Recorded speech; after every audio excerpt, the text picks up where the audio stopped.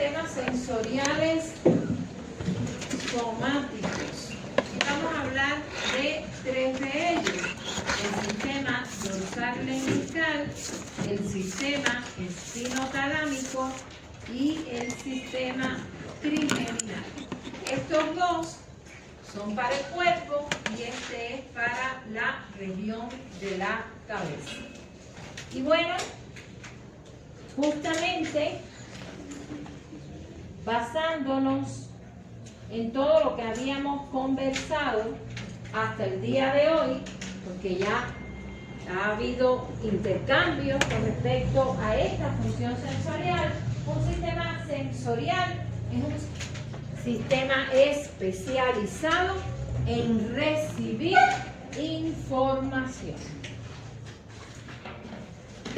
Aquí tenemos los receptores, que serían el primer eslabón de los sistemas sensoriales, y tenemos una representación ahí de todo, ¿verdad? Tanto los especiales como los somáticos, debido a que el receptor sería el primer elemento estructural importante en un sistema especializado en captar información. Con relación a los sistemas sensoriales somáticos, ¿qué tipo de receptores tendríamos?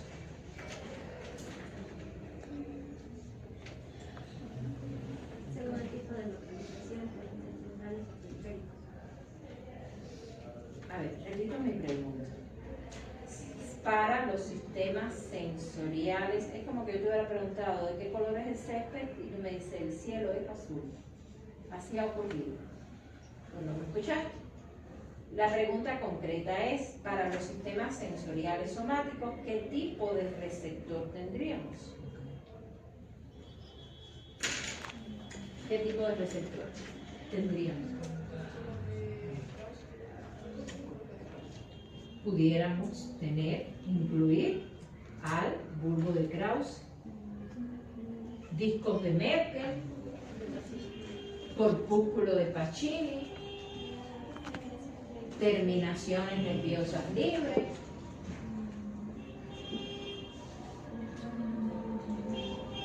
órganos o sea, lo mismo el uso neuromuscular que el órgano nervioso de Golgi.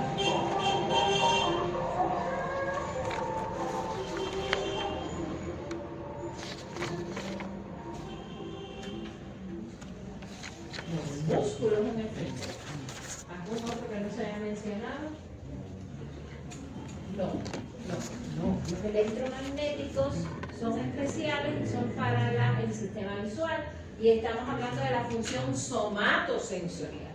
Entonces, Krause, Ruffini, Meissner, Pacini, terminaciones nerviosas libres, usos neuromusculares, órganos terminosos de Golgi, discos de Merkel, el receptor del bulbo piloso, que no lo estudiamos en clase, pero no hay nada más. Cuando nos hagan un cabellito siquiera, lo mismo puede ser tacto fino que dolor, ¿verdad? Dependiendo de la intensidad del estímulo. Esos son los receptores que forman parte de estos sistemas. Entonces, ¿cómo lo hacen? Existe fidelidad en la transmisión que conduce. ¿Qué relaciones guarda esta función con las sensaciones y las percepciones? ¿Se transmiten las sensaciones? ¿Se transmiten las sensaciones? ¿Qué crees? No, se transmiten los impulsos, se transmiten los potenciales de acción, pero las sensaciones no viajan. Y todo eso y muchas cosas más vamos a tratar de que aprendan el día de hoy. Entonces, este es el primer esquema que traigo a colación para que ustedes comprendan que más sencillo, nada. Un estímulo actúa sobre un receptor que, como ustedes han dicho, no es cualquier receptor. En el caso de las sensaciones somáticas no puede ser los conos y bastones de la retina. Tienen que ser receptores específicos para tacto, presión, vibración, longitud del músculo, dolor, temperatura. Estos receptores transducen esta señal y se envían potenciales de acción a través de vías sensoriales, que son aquellas que coloqué ahí, hasta que llega la información a la corteza. Por tanto, donde vamos a procesar y obtener una sensación es en la corteza. Ahora, por encima de ese nivel de procesamiento estarían las percepciones. Porque ¿cuál es la diferencia entre una sensación y una percepción? La percepción es un reflejo de lo que ya hemos aprendido que es una sensación. Por tanto, los recién nacidos tienen sensaciones, pero no tienen percepción. Porque no han aprendido, no tienen ese proceso cognitivo en el cual pueden evocar o reflejar la sensación. En el caso de los adultos sí, sobre todo los que han tenido determinadas sensaciones. Todas las mujeres sabemos lo que es un cólico uterino, ¿verdad? Los hombres no. Entonces las mujeres tenemos percepción. Ya sabemos cuando nos va a tener el mes, cuando está cerca, ya tenemos esa evocación de lo que sería un cólico. El hombre no lo va a sufrir. O sea que el hecho de que la percepción es superior implica actividad cognitiva, conocimiento. Entonces, ¿qué son las sensaciones?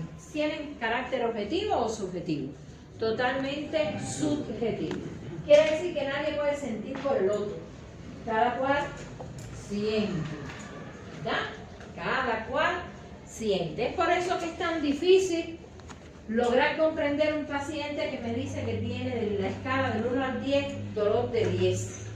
Y yo le estoy viendo su rostro así, relajado, que no tiene una expresión, pero ¿cómo le digo que me está diciendo mentira? Yo sé que me está diciendo mentira, pero es subjetivo, no lo puedo probar, no puedo probar que él tiene tanto dolor. No existen fuera de nosotros. Si las estructuras que dan origen a las sensaciones se dañan, desaparecen las sensaciones. No surgen en los receptores. En los receptores solamente hay el primer paso de codificación. Y no son transmitidas por vía. Lo que se transmiten por vía son los impulsos nerviosos. Aquí tenemos el mismo esquema, igualito. Sin embargo, ¿qué cambió? Cambió los nombres de las estructuras. El más sencillito que estudiamos al principio fue el arco reflejo, ¿sí o no? Donde un estímulo provocaba un cambio de permeabilidad para todos los iones en el receptor con la aparición de un potencial receptor o generador que si alcanzaba el umbral se convertía en un impulso que se transmitía por una vía nerviosa. Entonces, ¿aquí se trata de una neurona? No, se trata de varias neuronas. Un sistema sensorial tiene varias neuronas. En el caso de los que vamos a estudiar, tiene mínimo 3, máximo 4 neuronas. Por tanto, ¿cuántas sinapsis habrá? En la que tiene 4, 3 sinapsis. En la que tiene 3, 2 sinapsis. Otra cosa importante es que en esta función sensorial participan tanto el sistema nervioso central como el periférico. El central se encarga del procesamiento. Ahí estarían los núcleos, ahí estaría la corteza cerebral. Y en el caso del periférico estarían los ganglios, los nervios, estarían los fascículos o funículos cuando se trata de la médula espinal, y se trataría de tractos o lemniscos, esos mismos paquetes de fibras, pero en el sistema nervioso central. Está claro que sobre todo por encima de la médula en el encéfalo. Entonces, ese paquete de fibras en la médula, ¿cómo lo voy a llamar? fascículo, funículo, cordón. Y en el encéfalo, ¿cómo le voy a llamar? Tracto o lámina.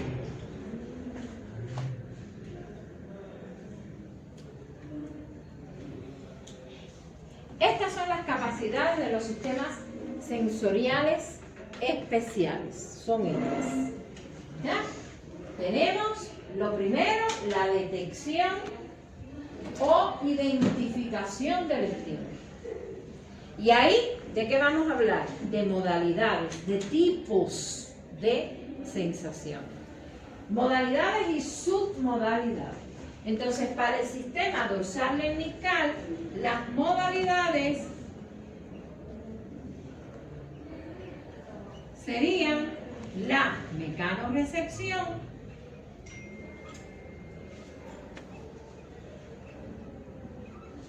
y las submodalidades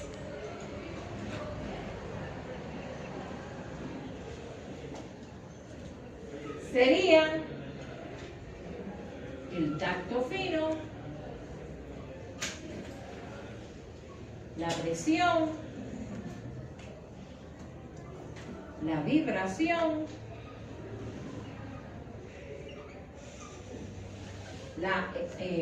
mecanorrecepción. Iba a poner propio, pero ahí no voy a poner. Para este también tenemos la modalidad propiosección. Y la propiosección tiene las submodalidades de sinestesia o estatestesia. Sentido de posición y movimiento. Para el sistema espinotalámico o sistema anterolateral, que también se le llama, tendríamos la modalidad de nocicepción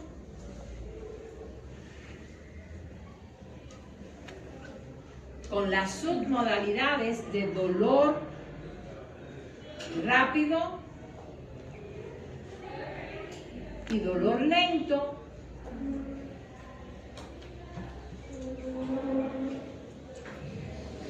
tendríamos la modalidad de termosección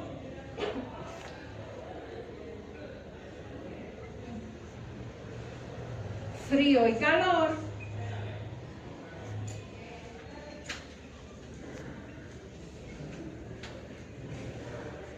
y tendríamos la modalidad de mecanorrecepción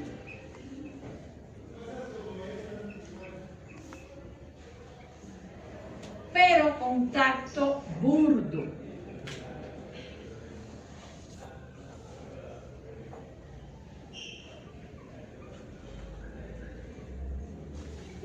Aquí no tendríamos ni tacto fino, ni tendríamos vibración.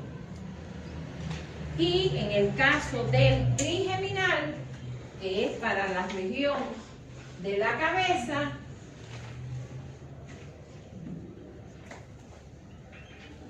tendríamos todas las modalidades. Tendríamos mecanorrecepción, termosección, nocicepción y propiosección. Todas.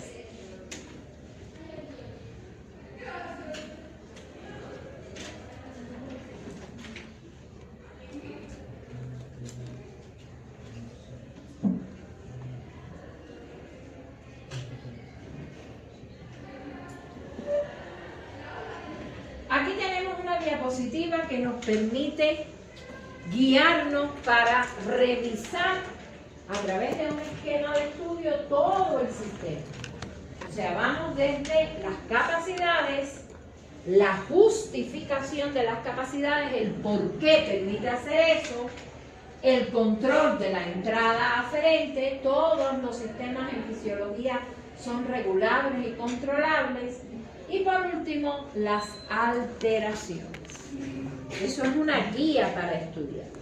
Y de las capacidades vamos a empezar a hablar ahora, por eso quité rápido la diapositiva.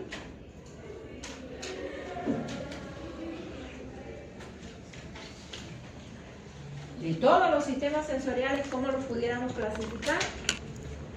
En generales y especiales. ¿De cuál estamos hablando en esta clase? De los generales. Los especiales a partir de la próxima semana.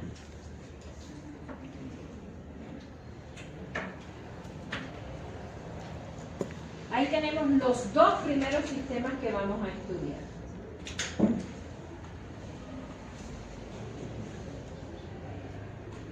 Vamos a las capacidades funcionales.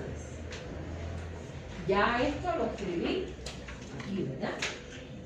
Que son las modalidades y submodalidades, los tipos de sensaciones. ¿Cómo se exploran? ¿Cómo podemos explorar esas capacidades? Bueno, podemos explorar las capacidades a través de la discriminación táctil, con una aguja o con dos puntos simultáneos de estimulación. La vibración la tenemos que explorar con un diapasón. Esto es un diapasón, que es para un instrumento neurológico para poder explorar la vibración. Ajá. Y eso lo vamos a hacer ¿cuándo? En la práctica. O sea que en la práctica vamos a utilizar el diapasón. ¿Bien?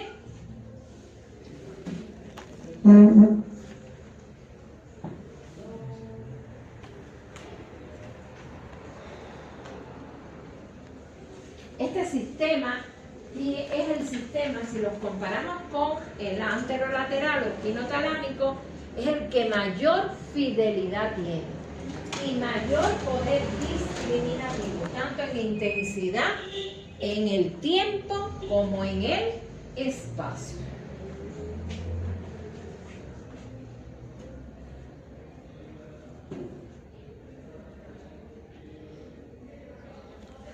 ¿Cómo discriminamos las cualidades del estímulo? ¿Cuáles son las cualidades del estímulo?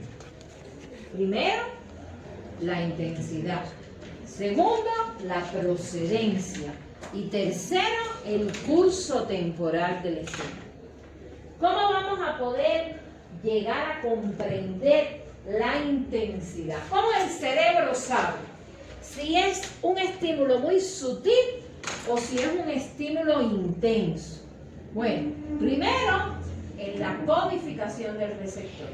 Nosotros estudiamos la clase anterior que los receptores tenían capacidades, ¿verdad? Por tanto, ¿y cómo el receptor aporta esa codificación? Bueno, primero hay que ver la magnitud del potencial generador o receptor que se produce. Si la intensidad del estímulo es pequeña, la amplitud también lo será. Si la intensidad del estímulo es grande, la amplitud también lo será. Si la intensidad del estímulo es mayor, se reclutarán más receptores y todos descargarán a la vez. Y ya dijimos que los potenciales locales se suman. Por tanto, significa que tanto en el espacio como en el tiempo tendremos una respuesta mayor. Eso es con respecto a la intensidad. Vamos ahora con respecto a ¿qué? A la codificación o capacidad de temporal, el curso temporal del estímulo. ¿Qué está relacionado con eso? Número uno, el tipo de receptor, ¿verdad? Imposible que un receptor tónico que no se adapta nunca, que siempre está descargando, le pueda decir al cerebro que está ocurriendo un estímulo repetido en el tiempo 1000 veces. Eso es imposible, porque él no se adapta nunca. Ahora, un receptor fásico que se adapta muy fugazmente, entonces podría tener la capacidad de responder a un siguiente, a otro y a muchos estímulos más. Eso sería lo primero. O sea, para estímulos repetidos en el tiempo, requerimos receptores básicos. Y lo segundo es que la fibra que acompaña al receptor sea muy rápida. Porque si la fibra es lenta, se uniría un impulso con el otro, o sea, se apagaría la señal. Vamos a ver cuáles son esos tipos de receptores y esos tipos de fibra. Con relación a los receptores, no podemos dejar de hablar de Meissner y Pacini, porque son los receptores básicos estudiados. Meissner para baja frecuencia, Pacini para alta frecuencia. Estos son los tipos de fibras que acompañan a los receptores. La letra A mayúscula significa mielina. Y la letra griega significa grosor. Por tanto, donde quiera en un libro que ustedes estudien y diga que el impulso se ha conducido por fibras de tipo A, beta, significa que son fibras mielinizadas que tienen un grosor máximo de 12 micras. ¿Y de qué depende entonces la velocidad de conducción? Depende de esos dos factores, de la presencia de mielina y del grosor de la fibra. Mientras más grosor, mayor velocidad de conducción. ¿Me puedes leer justo en las fibras A alfa cuál es la velocidad de conducción? De 80 a 120, ¿qué? ¿Cómo? A ver, ¿ustedes estudiaron el sistema métrico internacional o no? Ese no es uno nuevo, es el mismo desde el 5º grado. Por eso es tan importante la base. ¿Por qué muchas más veces más rápido? Porque mientras más, primero porque tiene un mayor paquete de axones. ¿No? Y ahí hablaríamos de sumación ¿qué? Espacial. Eso, en primer lugar. Y no es más resistente, al contrario, porque el impulso salta de nódulo de Ranger en nódulo de no tiene que atravesar todo el Es la mielina la que le causa la resistencia. Bien, por eso, mientras más gruesa la fibra, más velocidad de conducción. Entonces, ¿cuál es la sigla? Metros por segundo. Donde quiera que haya una M minúscula es metro. En cualquier libro del mundo. Porque eso es un sistema internacional. Entonces, esas son las cosas que yo les digo, que si no vienen con ustedes es muy difícil. Bien. Entonces, ¿quién es la persona más alta aquí? Creo que es acá el compañero. ¿Cuánto usted mide? Yo.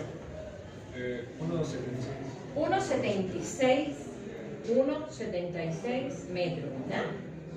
1,76 metros. Imagínense la velocidad de conducción de 120 metros. ¿En cuántos milisegundos llegaría información de la punta del dedo grueso de su pie derecho a la corteza parietal izquierda? Se los dejo de tarea. Es por eso que todos pensamos que donde nos estimulan es que tenemos la sensación. No, la sensación se procesa, pero a una alta velocidad de conducción. ¿Está claro eso? Bien, estas fibras son las que representan el sistema, estas y estas son dorsal lemniscal. Esta es dolor rápido y esta es dolor lento.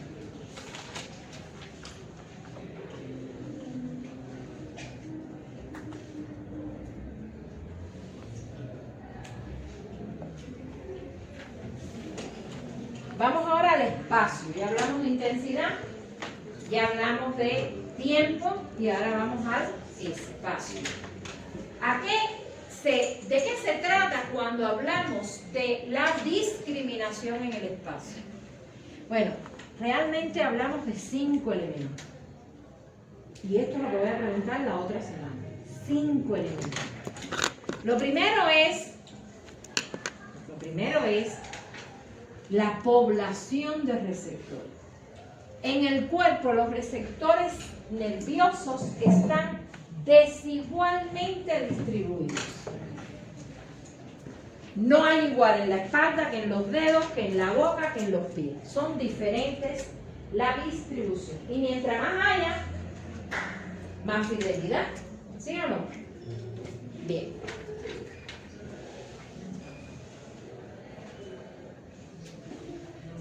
El segundo elemento, el campo receptivo. ¿Qué significa eso? Entonces es un campo receptivo.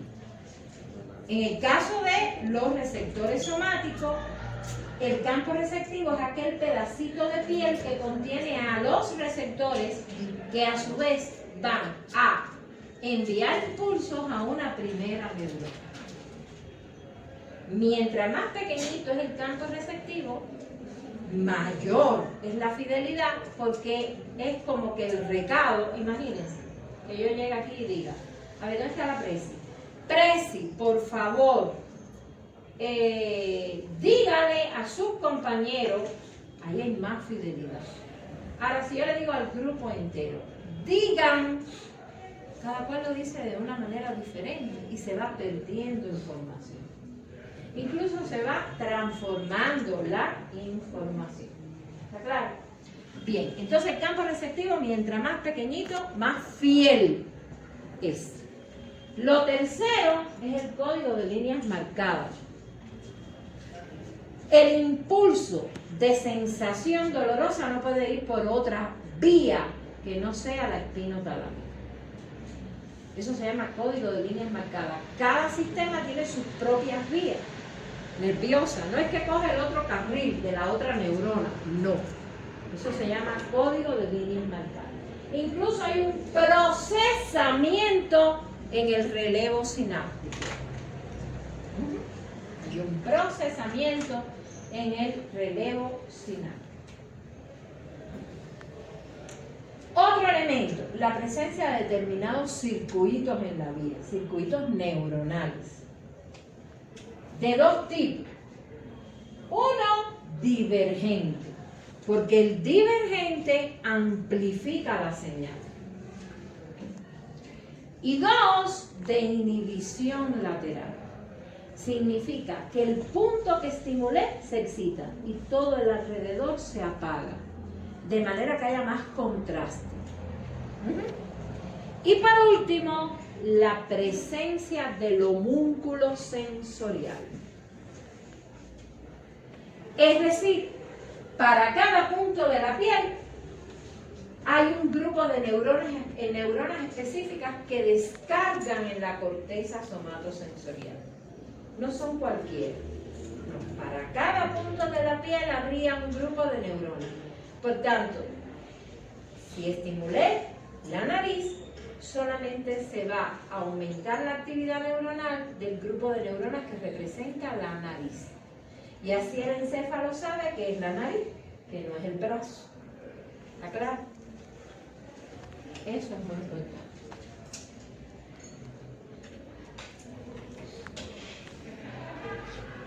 Mírenlo aquí. Para cada punto solamente responde un grupo de neuronas, las de ese punto. No, las otras están apagadas.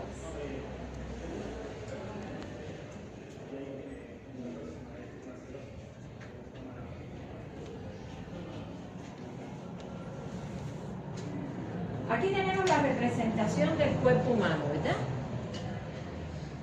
En el gráfico.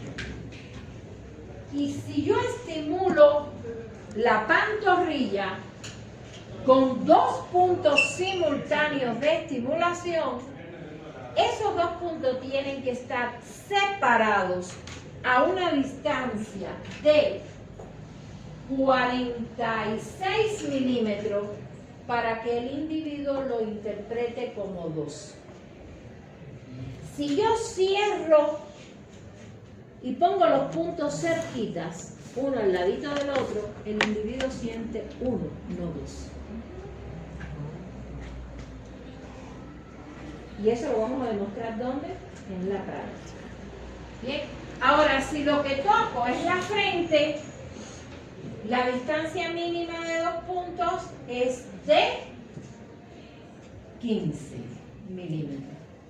Si lo que toco es el dedo índice, la distancia mínima es de 3 milímetros. Entonces, quiere decir que no en todas las partes corporales tenemos la misma cantidad de receptores y no discriminamos igual 2 puntos. Por supuesto que esta prueba se realiza con los ojos vendados. Yo solamente estimulo y le pregunto al paciente, ¿cuánto siente? Y me va a decir 1 o 2. ¿Está claro? Aquí estamos viendo lo de los campos receptivos. Mientras más pequeño, más fina es la información que se transmite. Aquí estamos viendo lo de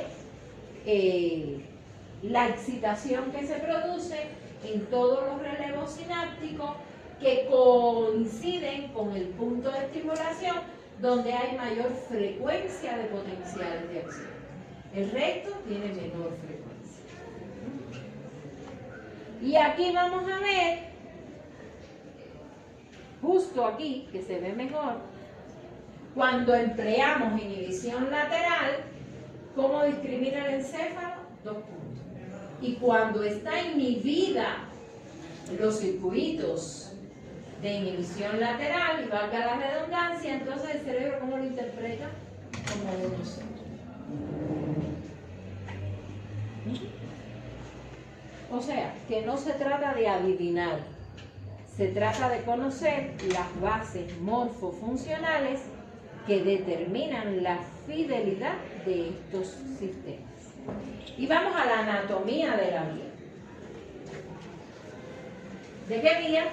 Voy a decir la anatomía ahora.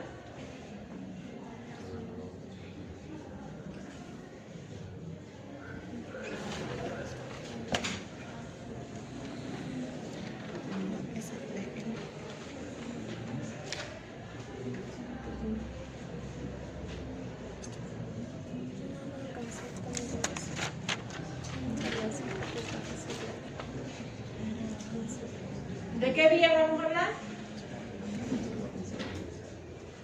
De la vía dorsal lemniscal, de esa vía. ¿Y dónde empieza la vía? ¿Dónde empieza? ¿Dónde empieza la vía?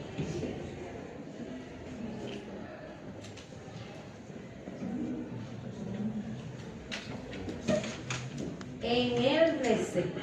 La vía empieza en el receptor. Gracias, Paulo. En el receptor. Ajá. Déjenme ponerlo un poquito más abajo, por lo que tengo que escribir después encima.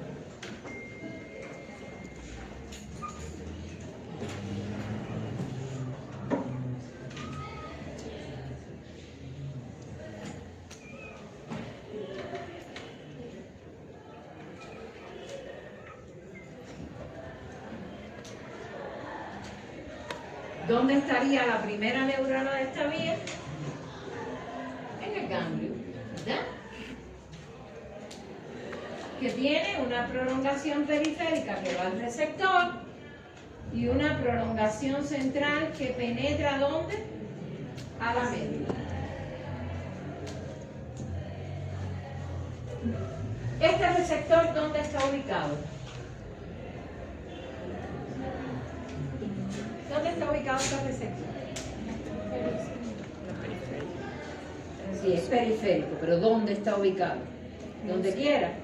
O sea que la médula torácica recoge de la cabeza, la lumbar recoge del hombro, ¿no? Está bien organizado. ¿Y cómo se llama esa zona de la piel que contiene los receptores que van a entrar por una raíz?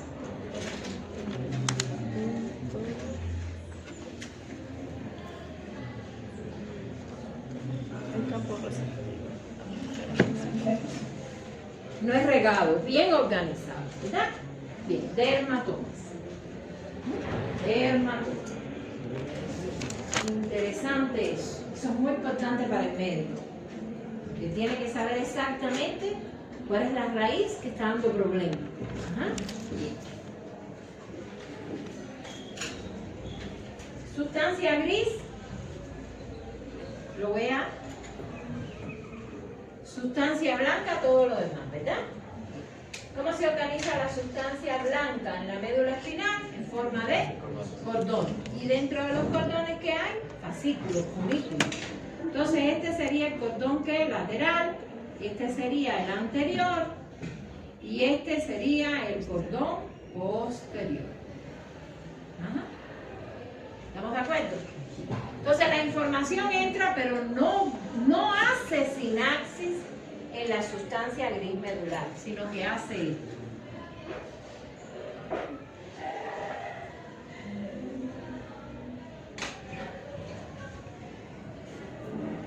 Mientras más abajo es el dermatoma, más medial se incorpora la fibra. Y mientras más va subiendo, más lateral se incorpora la fibra. ¿Ok? Este de aquí, el más medial, se llama grácil. Y el más lateral se llama cuneiforme.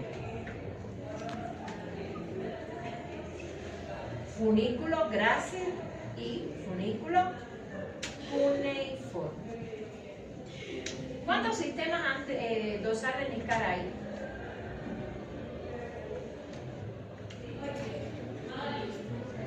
¿Cuántos hay? Un sistema.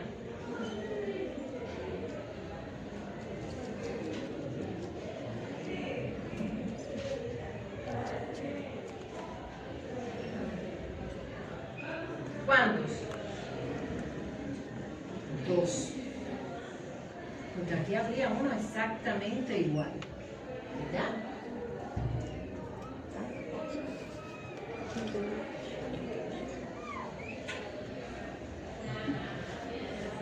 Estamos de acuerdo, ¿verdad? Uno para el lado derecho y otro para ¿dónde? Para el lado izquierdo.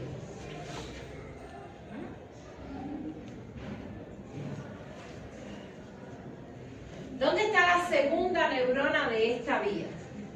Bueno, por encima de la médula, ¿de qué médula? De la médula cervical. Se continúa la información para el encéfalo, en una estructura que es el tronco encefálico. El tronco encefálico tiene tres porciones. La que se conecta con la médula espinal es la porción de la médula oblongada. La que le sigue encima es el puente y la que está por encima es el mesencéfalo. ¿Eso de quién es? De anatomía. Pero si yo no hablo de eso, me tengo que quedar aquí, en la médula. Y entonces en la médula no tendría sensación, porque la sensación ¿a dónde tiene que llegar? A la corteza. A la corteza. ¿Está claro? Bien. Entonces, vamos a pintar aquí. Transversal. El tronco sería más o menos así. Este sería el bulbo o médula oblongada. Este sería el puente o protuberancia. Y este sería el mesencéfalo. Así es el tronco. Es más, el tronco exactamente lo tenemos si sacamos el cerebelo. Ahí estamos viendo el tronco. El tronco está unido al cerebelo. Y se continúa de la médula espinal hacia arriba, justamente ese agujero magno del occipital es el que permite esa comunicación hacia arriba. ¿Bien? Entonces, vamos a cortar la médula oblongada y la vamos a poner chiquitica aquí. Esta es la médula oblongada. En la médula oblongada hay dos núcleos, el núcleo grácil y el núcleo cuneiforme.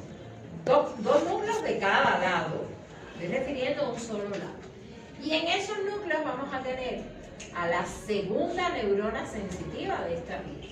Quiere decir que el grácil hace sinapsis aquí. Déjenme borrar un poquito todo el reguero que he hecho ahí para que quede más clarito. Aquí vamos a dividir en dos. Lo que va por aquí, ¿cómo se llama? Grácil. Y lo que va por aquí, cuneiforme. Por tanto, estas fibras hacen esto y hacen relevo aquí. Y estas de aquí hacen esto y hacen relevo aquí. Aquí está ¿quién? La segunda neurona.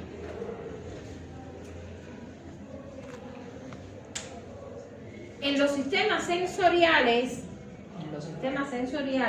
hay una regla, y es que la segunda neurona de las vías, los axones de esas neuronas cruzan la línea media y se incorporan al lado contrario. Por tanto, ¿eso cómo se llama? Decusación. Entonces, aquí estas neuronas hacen esto y estas hacen esto. Y esto de aquí se llama lemnisco medial.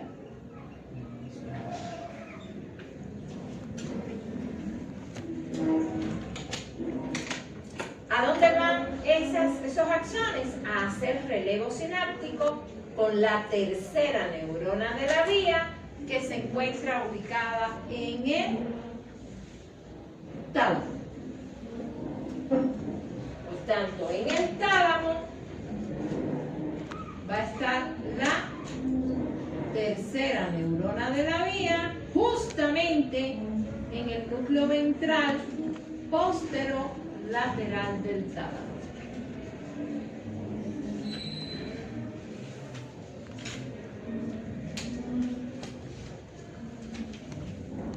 ¿Qué cosa es el tálamo? El tálamo es una estructura del diencéfalo.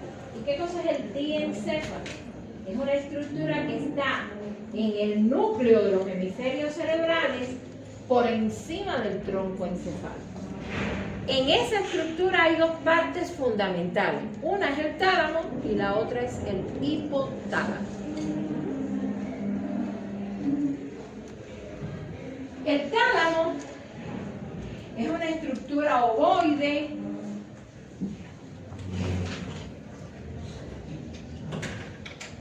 que contiene muchísimos núcleos y que esos núcleos solamente están separados por algunas fibrillas blancas. En el tálamo hay relevo de todos los sistemas sensoriales, todos. Por tanto, se dice que el tálamo es el centro de integración de la sensación. Incluso el dolor se integra en el tálamo. De ahí va entonces estos axones a terminar en la cuarta y última neurona, en la corteza somatosensorial. Esa corteza se encuentra ubicada en el lóbulo parietal, por detrás de la cisura central, en el giro poscentral.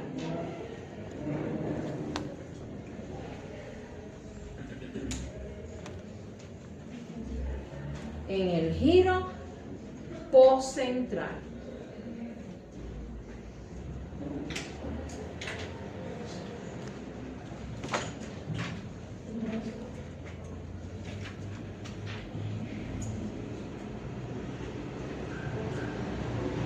Bien, se acabó la vía.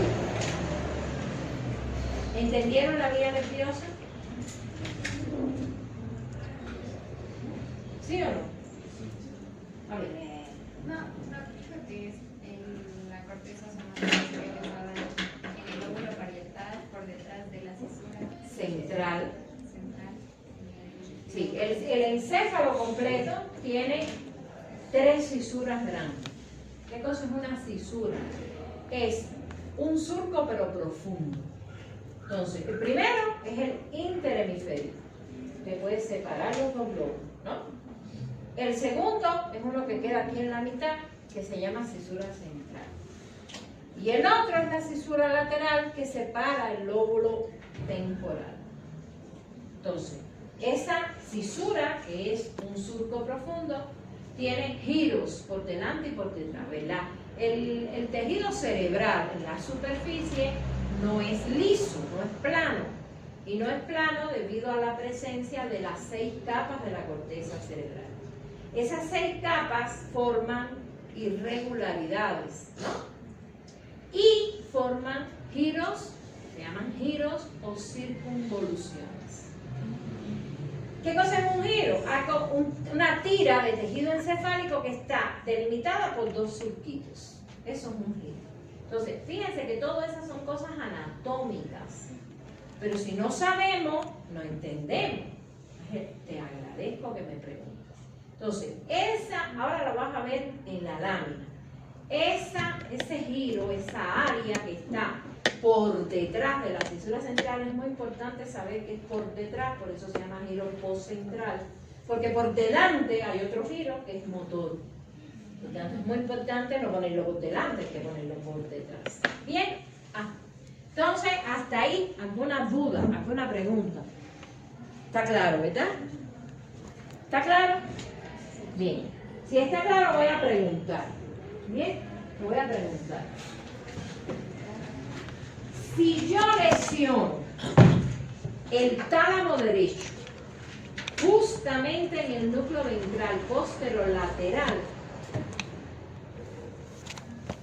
¿qué le pasa a ese individuo? ¿Qué manifestaciones va a tener?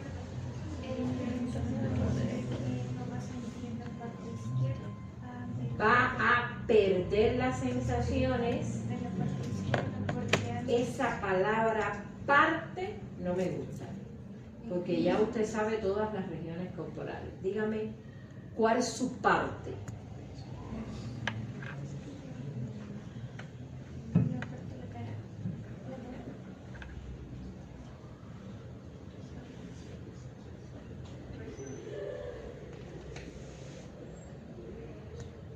¿Cómo se llama esa parte?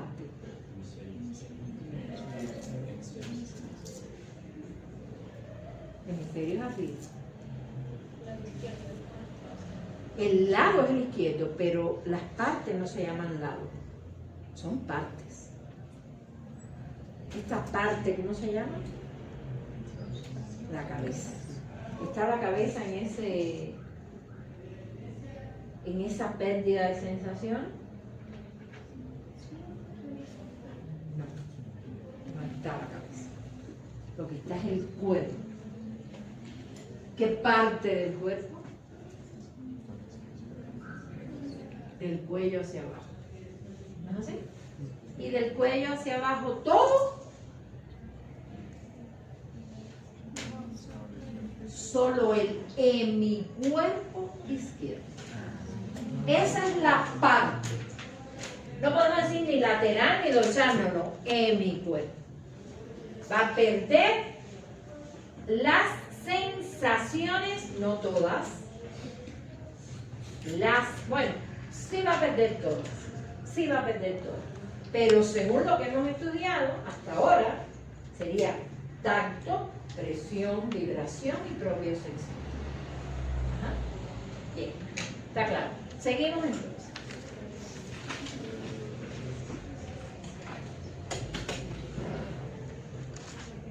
Este es el tálamo. Todas esas áreas de colores son núcleos. En el caso del complejo ventrovasal son los núcleos verdes. Y ahí tenemos el núcleo ventral posterolateral, que es el del que acabamos de hablar, y tenemos el núcleo ventral posteromedial, que es donde releva la vía de la cabeza. Por tanto, si se lesiona el medial, se afectará la cabeza. Si se lesiona el lateral, se afectará el cuerpo.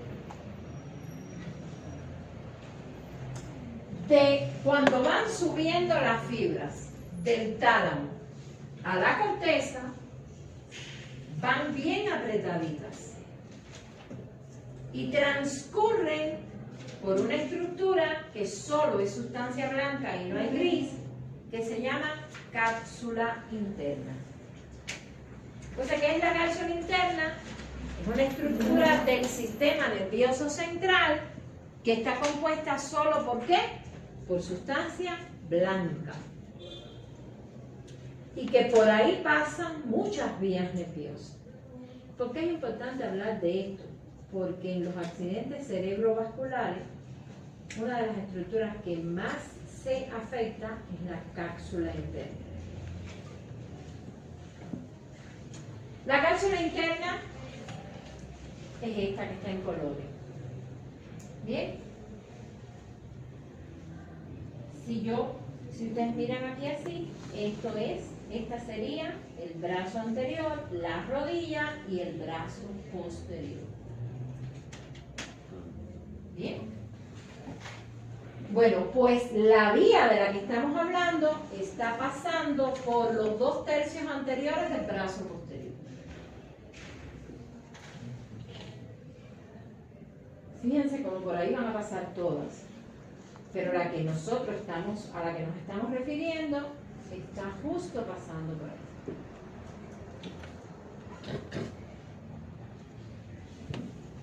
Esa tirita de tejido azul, ¿cómo se llama? Corteza somatésica. Y ese es el giro postcentral.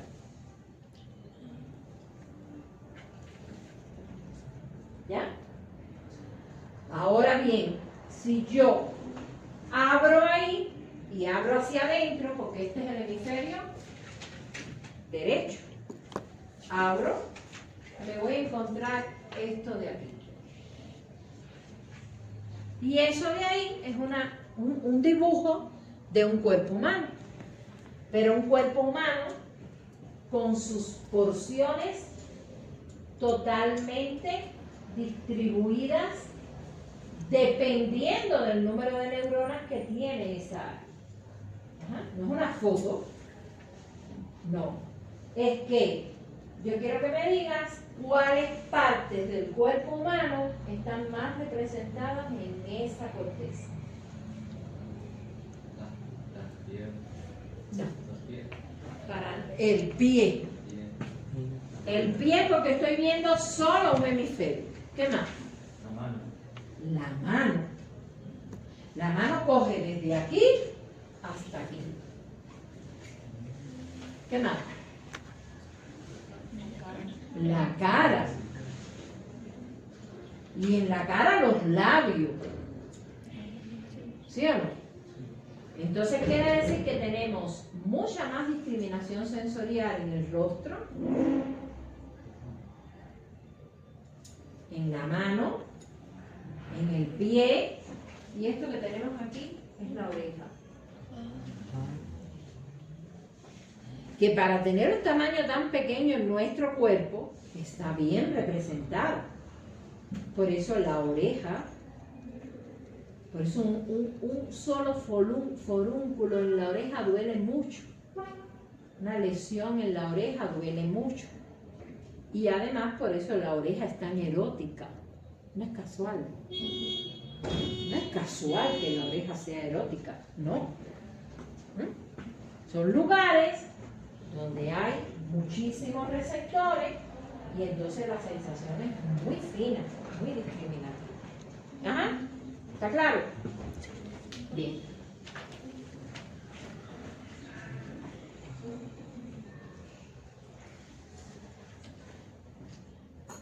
Vamos al otro sistema.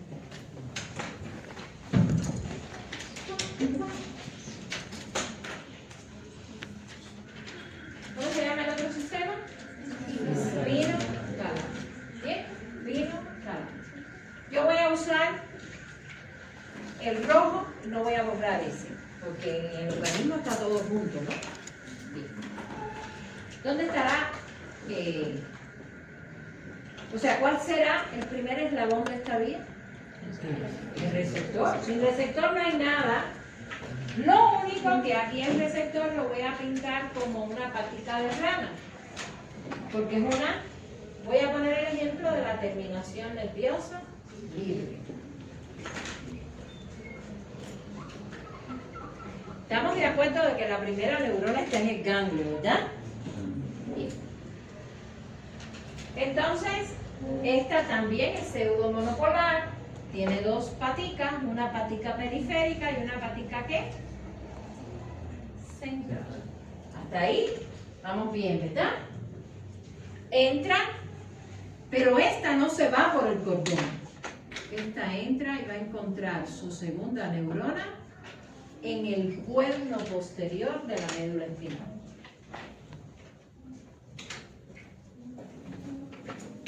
En el cuerno posterior de la médula espinal. ¿Estamos de acuerdo? Bien.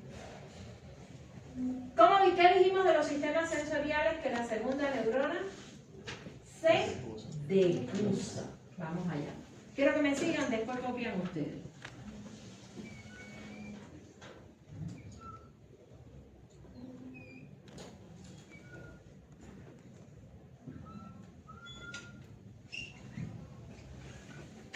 Cruza por la comisura blanca anterior. Es por ahí por donde cruza esa fila. Y ocupa el cordón anterior y el cordón lateral. Por eso se llama anterolateral o espino talámico.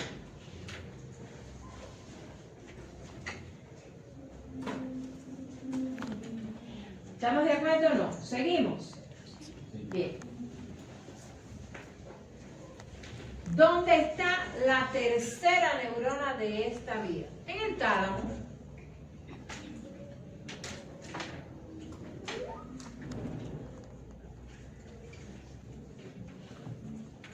Ahora, estas vías se separan. ¿Para qué se separan? Bueno, una para el dolor agudo y otra para el dolor lento. Para el dolor agudo o rápido, la tercera neurona estaría justo donde está la tercera neurona del dorsal lemniscal, en el tálamo, en el núcleo ventral posterolateral, igualito. Ese es el dolor agudo. Ese es el dolor que puedo decir que me duele, aquí me duele. Lo localizo muy bien. De ahí, esa neurona iría también ¿a dónde? A la corteza. Mientras que la otra se queda en núcleos intralaminares del tálamo, que son inespecíficos, y ahí se queda. No sube a corteza. Por tanto, el dolor agudo sube a corteza, el dolor lento no.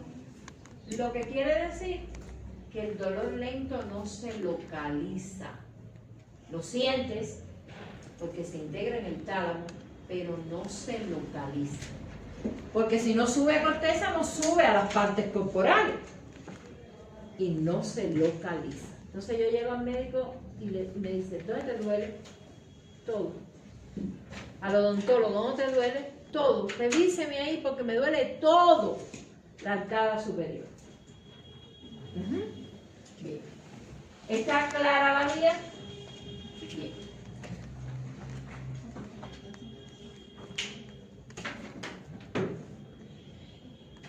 Estas son las modalidades y submodalidades más importantes de este sistema. Aquí me queda algo por decir que no está puesto ahí. Y es que con relación a ese tacto no discriminativo está las sensaciones sexuales y el cosquilleo, la cosquilla. Se conducen por aquí.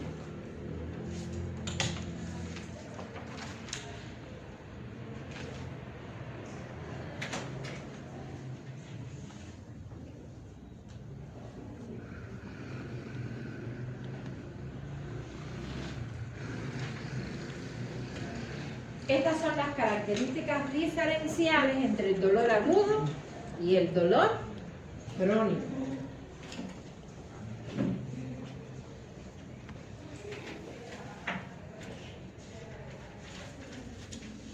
Una cortadura, un pinchazo, un desgarro de la piel es agudo. El lento procede básicamente de la destrucción de tejidos profundos. ¿Y dónde hay más receptores? ¿En la piel o en los tejidos? En la piel. De manera que para sentir dolor lento tiene que haber un área grande lesionada. ¿Las vísceras duelen? No. Lo que duele son las serosas. Por tanto, si se trata de pulmón, el pulmón no duele. Duele la pleura. Por eso, cuando la lesión pulmonar es tan pegadita a la pleura y produce pleuritis, duele mucho. Yo en COVID tuve unas lesiones subpleurales de ambos pulmones. No pude dormir esa noche de tanto dolor. Y es por la pleura, que está muy inervado. En el caso del corazón, el corazón no duele. Duele el pericardio. Y en el abdomen, eso duele tanto cuando el apéndice inflama el peritoneo, porque produce peritonitis, duele mucho. Lo demás, la gastritis, ¿cómo es? Un dolor, un peso ahí, una cosa ahí, que no me deja, pero que vengo a trabajar. No es como la peritonitis. La peritonitis, tengo que ir al médico, porque ese dolor no lo puedo soportar. Es más, no voy yo, me llevan. Claro.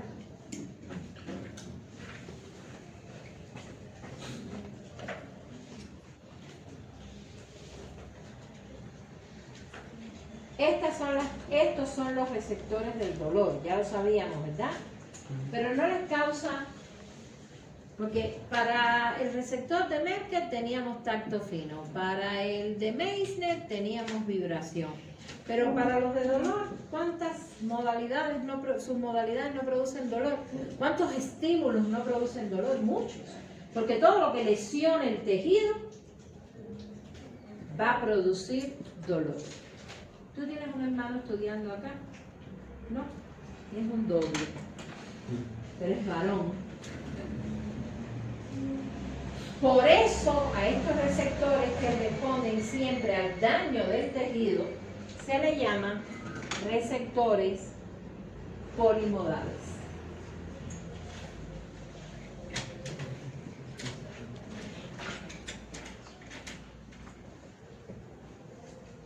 Eso ya lo vimos, ¿verdad?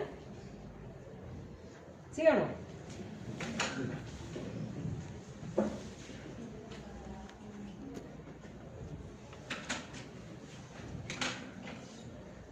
Que el sistema del dolor se llama espinotalámico. Ahora vamos a ver las vías del dolor.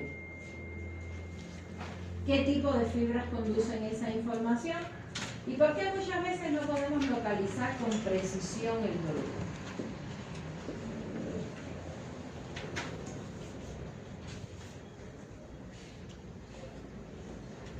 Ahí está.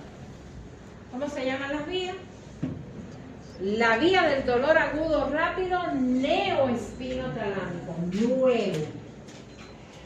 Y la vía del dolor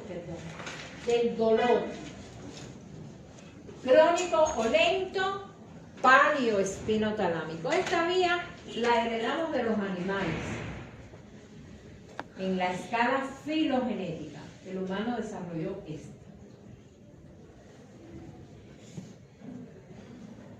¿Ven las diferencias, no? La neo sube a corteza. La palio no sube a corteza. ¿Y la corteza para qué es importante? Para localizar. ¿Está claro eso? ¿Está claro? Bueno, entonces una pregunta. Si está claro, una pregunta. ¿Los pacientes en coma sienten dolor? Entonces no está claro. Porque, ¿qué pasa en el coma? Se apaga la corteza. ¿En coma la gente vive o no? Sí. ¿Respira? Sí. ¿Le late el corazón? Sí. Porque en el coma somos vegetales. Es una vida vegetal. La corteza está dañada. ¿verdad? Yo vuelvo a preguntar, ¿hay dolor? Sí, lo que no lo localiza. Pero sí siente dolor porque el dolor se integra en el tálamo. Es la única modalidad que para procesarse no tiene que llevar arriba. Se integra en el tálamo. El tálamo es una estructura subcortical. Otra pregunta. ¿Y si se daña el tálamo? Si se daña totalmente no tendríamos dolor. Pero si no se daña totalmente, sino que empieza, por ejemplo, imagínense, el tálamo recibe vascularización. Bueno, ustedes saben de eso porque ya ustedes estudiaron la anatomía de los vasos sanguíneos. ¿Cuántas arterias recibe? ¿De cuántas arterias recibe el tálamo? No es solo de una. Igual que la cápsula interna, no es solo de una. De manera que si se reduce la irrigación del tálamo y se produce isquemia, la isquemia no es muerte total. Entonces ahí se produce un tremendo síndrome talámico con un dolor insoportable. Entonces, en el síndrome talámico hay dolor. En la destrucción total del tálamo no hay dolor. ¿Está claro eso? Una preguntita. Yo me acuerdo de una enfermedad que los pacientes no sentían dolor en lo absoluto. Ahí estaría afectado el tálamo, ¿verdad? No necesariamente. Hay muchas enfermedades, desde la enfermedad de Hansen, que lo que se afecta son los receptores. De las enfermedades desmielinizantes, de la esclerosis múltiple, que se produce analgesia. Hay muchas. Vamos a buscar una lista de ellas para que se den cuenta que en cualquier lugar que se lesione la vía, se produce analgesia. Entonces no es una, son muchas.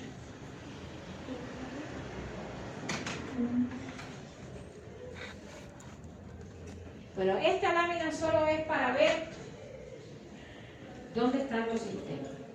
El dorsal del discal estaría aquí y el espino talámico estaría aquí. ¿Y por qué me es importante eso? Porque cuando me digan que hay una lesión que está dañando el cordón anterolateral, el dorsal del discal está intacto. ¿Está claro eso? Eso es muy, pero que muy importante. Por ejemplo, ¿conocen la enfermedad, la ELA? La esclerosis lateral amiotrófica. ¿Qué afecta? Ninguna de estas dos cosas afecta a las motoneuronas del asta anterior.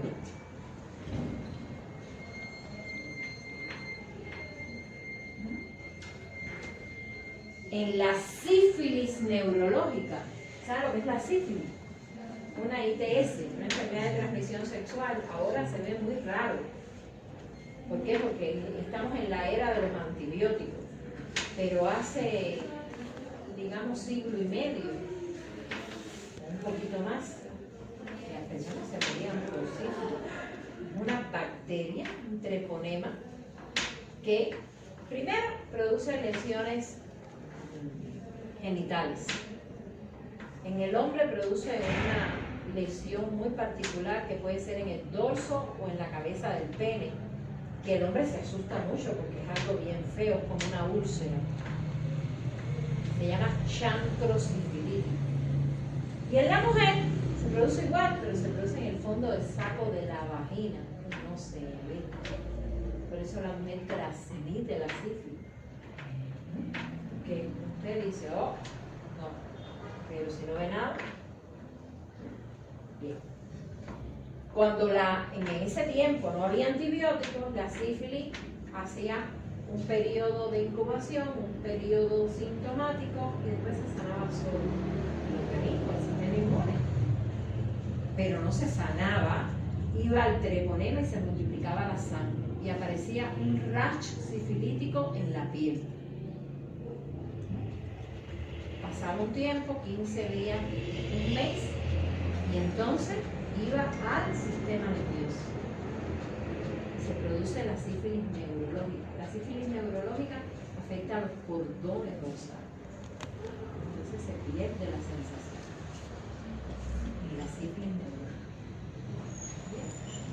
Hoy en día solamente aparece esa enfermedad en un porcentaje muy pequeño, sobre todo en esas personas que dejaron pasar esas dos etapas y que no se percataron, ¿no?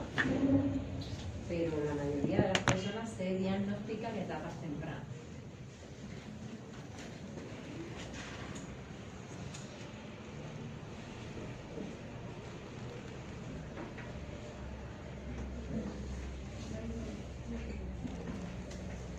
¿Alguna duda hasta este sistema?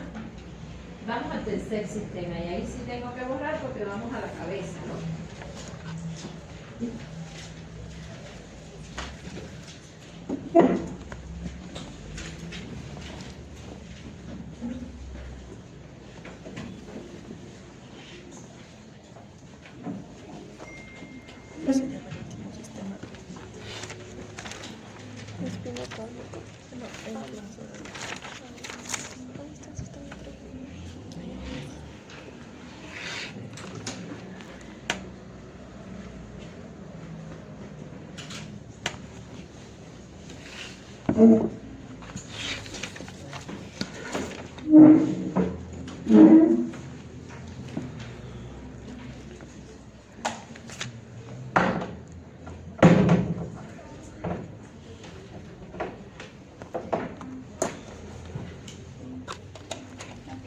Bueno, vamos al sistema trigeminal. ¿Por qué sistema trigeminal? Porque el nervio trigémino es un nervio mixto, pero que se encarga de recoger toda la sensibilidad de la cara y sus cavidades. Por eso, el quinto par craneal. ¿Por qué es mixto el quinto par craneal? No deben saber.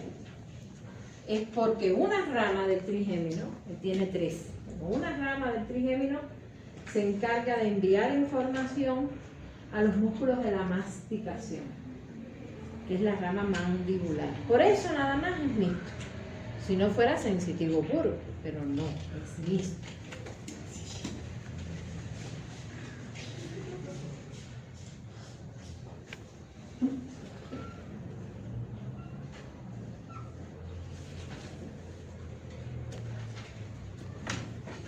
La cara también tiene dermatomas. ¿Qué cosa era un dermatoma? Era un área de piel donde se encontraban los receptores que recoge ¿quién? Una raíz nerviosa, ¿no? Esta es la fibra 1, la 2 y la 3. Esta 1 se llama oftálmica. Esta 2 se llama maxilar. Y esta se llama mandíbula.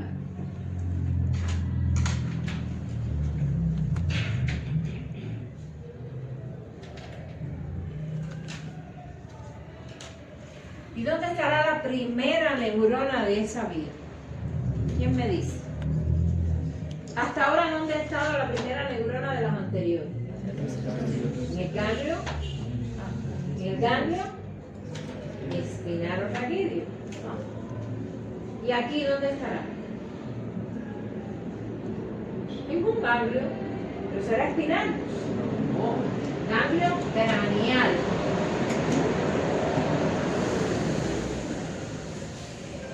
Por detrás del pabellón auricular, en la región de la mastoide, por detrás de la mastoide, ahí hay un acúmulo de cuerpos neuronales que se llama ganglio trigeminal o de Gassi.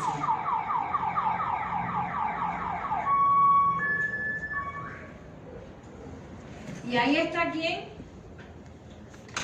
La primera neurona de esta vía.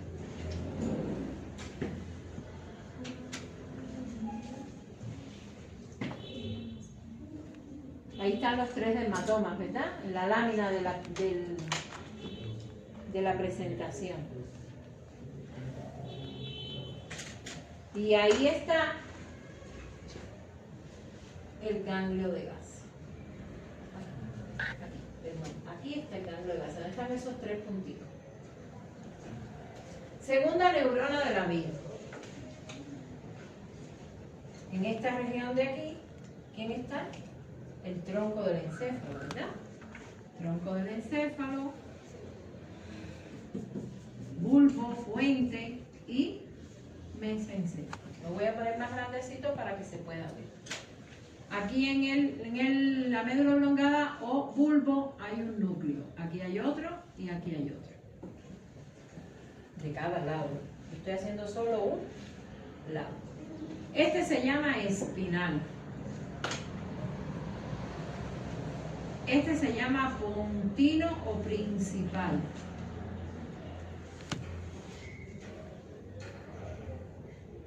Y este se llama mesencefálico.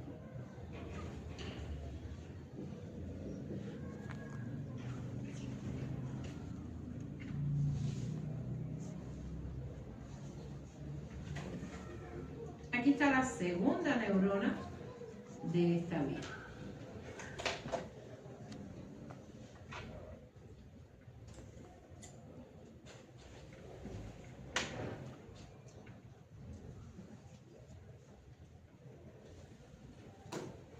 Las fibras de estas neuronas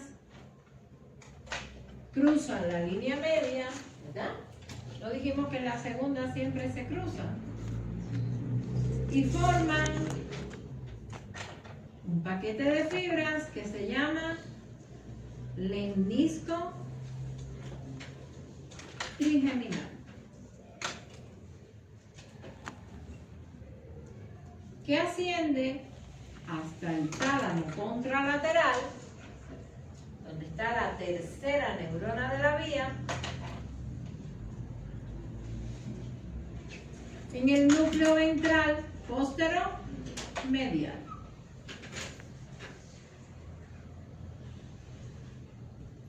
Y de ahí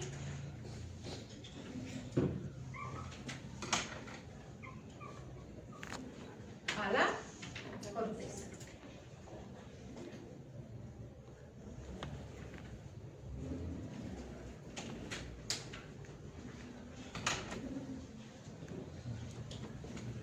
¿Estamos de acuerdo?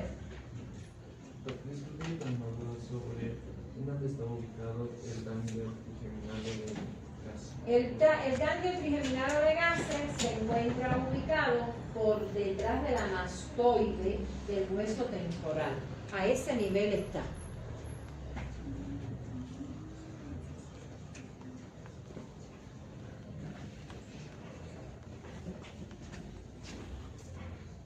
Aquí hay un dato importante, que es la primera vez que en un sistema les voy a hablar de este tipo de particularidad. Y es que en la segunda neurona de esta vía se procesan submodalidades diferentes. Es decir, en el núcleo espinal se procesa dolor y temperatura. En el núcleo principal se procesa tacto y en el mesencefálico se procesa propiocepción. Por tanto, hay un doble procesamiento. Procesamiento en los núcleos del tronco y procesamiento en la corteza cerebral. Quiere decir que si se lesiona la espinal, pierdo las sensaciones de dolor y temperatura, pero no pierdo el tacto. Si se lesiona el principal, entonces perdería tacto, pero sigo con dolor y temperatura y propiocepción. ¿Y propiocepción de qué? ¿Qué músculos tiene la cara? ¿Qué músculos tiene la cara? La cara básicamente, la cabeza básicamente tiene dos grupos musculares. está el grupo de la masticación y el grupo de la mímica facial. Entonces, dijimos que propiocepción es estado de posición y movimiento dada por los movimientos articulares. En la cabeza solamente móvil hay una sola articulación que es la ATM. Por tanto, esa sensación de tirantes, ¿quién lo capta? Los usos neuromusculares que se encuentran en los músculos de la masticación, ¿verdad? Temporal, macetero, delibuteo medial, delibuteo lateral, son los más importantes. Los otros son accesorios. ¿Está claro? Eso es importante.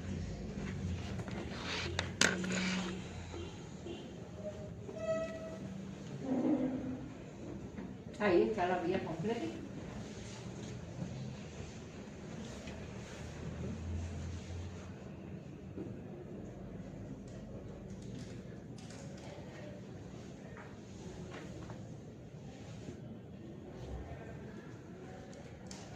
Esa es una lámina del tronco encefálico que está como translúcida y que se observan los núcleos sensitivos.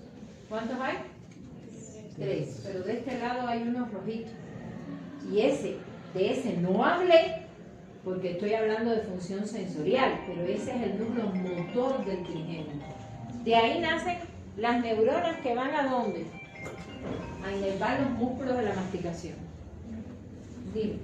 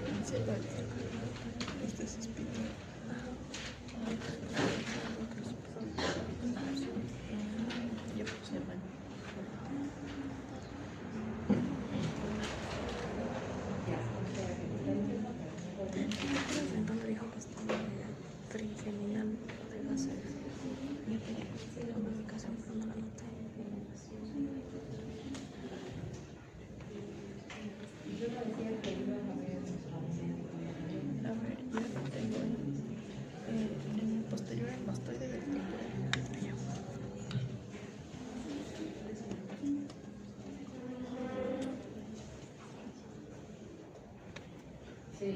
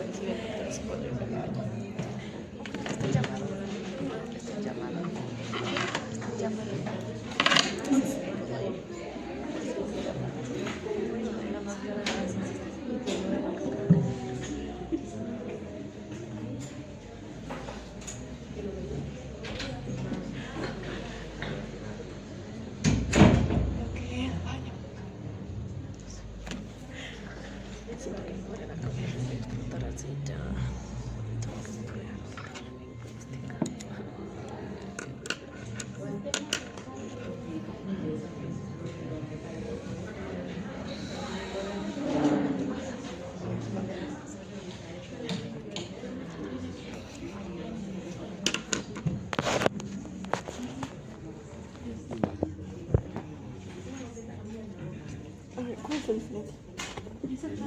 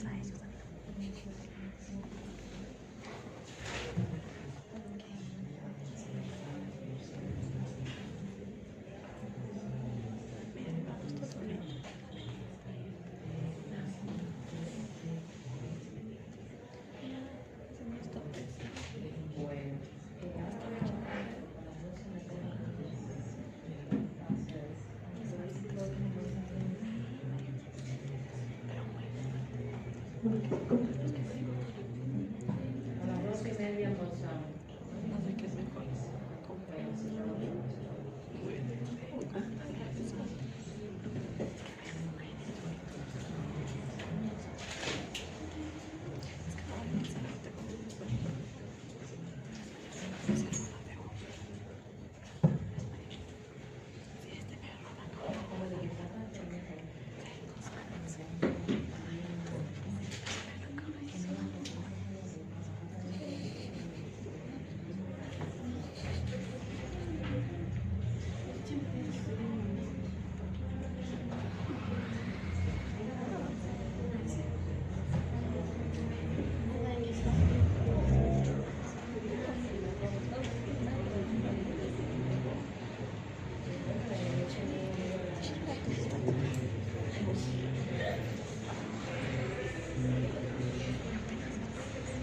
A ver, entonces les decía que este pequeño núcleo, pero no menos importante, no sé si se dan cuenta que este es el ganglio trigeminal, ¿lo ven? De un lado y de otro. ¿Sí o no? Sí.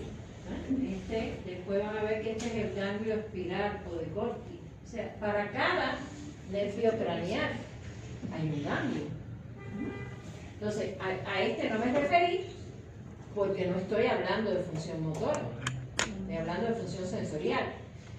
pero esa división es totalmente didáctica, ¿verdad? Es para, imagínense que yo venga aquí y le hable de todas las funciones a la vez. Imposible. Tengo que ir paso a paso. Bien, entonces yo creo que vamos a dejarlo aquí, es bastante.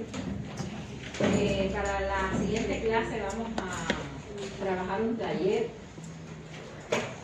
Y la siguiente, entonces, vamos a ver si empezamos ya la otra. Acuérdense que la semana próxima, entonces, sí tendríamos la práctica de laboratorio de exploración de la función sensorial en el humano normal. ¿Ya? Y yo les diría lo que tienen que estudiar. ¿Ya? Entonces, a ver, no me van a hacer ninguna pregunta. No me van a hacer ningún comentario. Nada. Seguimos mudos. Le dije a la profe de anatomía que si hablaban con ella, me dijo que muy poco. Bueno, pero por lo menos con ella hablan, conmigo nada. Tengo que preguntarles yo. Nada de dudas, nada de preguntas, nada de comentarios, nada. ¿No? Nada. Cuando no hablan, porque si me dicen, por lo menos sé qué piensan, pero si no hablan, no sé ni qué piensan.